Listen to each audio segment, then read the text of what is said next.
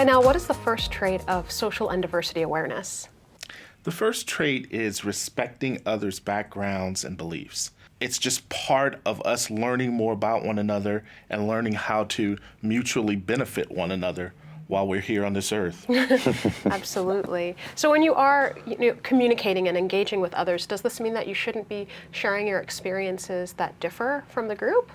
Oh, no, not at all. It's critically important that you feel free to share who you are and the differences that you may hold with others, but within a context that values and respects their opinions as well. Sometimes that can be challenging to do, but the essence of what you're trying to convey is who you are to that group that you're a part of, and that you have this understanding that you're going to give respect and that they in turn will share respect also.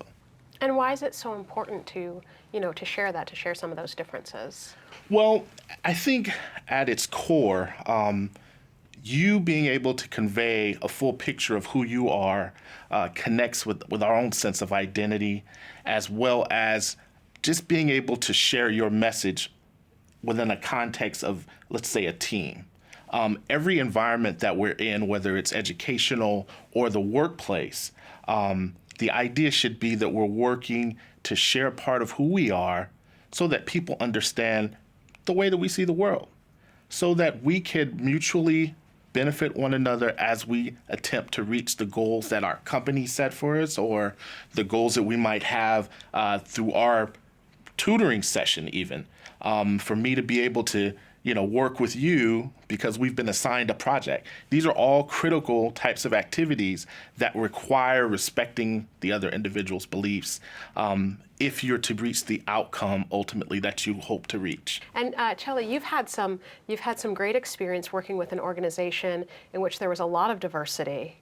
Yeah, so I started this program called One School at a Time when I was much younger, and then when I got into high school, I really wanted to figure out ways that I could be more involved with this, especially since, it gets tougher as you get older.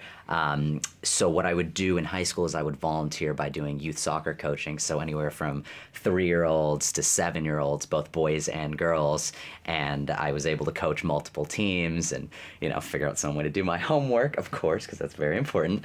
And then with the money we made from that, I was able to take it back to India, and we were able to get school supplies and sports equipment and just really teach the importance of teamwork. That's wonderful. And what kind of environment did that foster? What was that like? Yeah, sure. So I think there's a lot of, some people think like, oh, I can't do anything like right now, like there's so many bad things going on.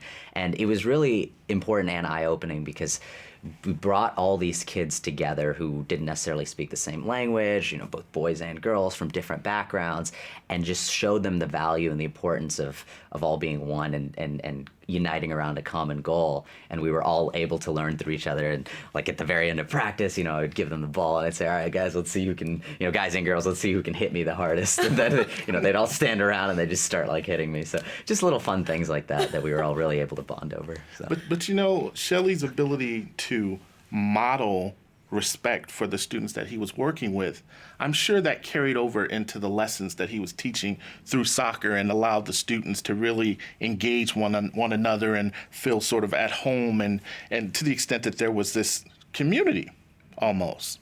Would you say so? Absolutely. Couldn't say it better. Can you think of behaviors that you've experienced or observed that show respect for people who are different?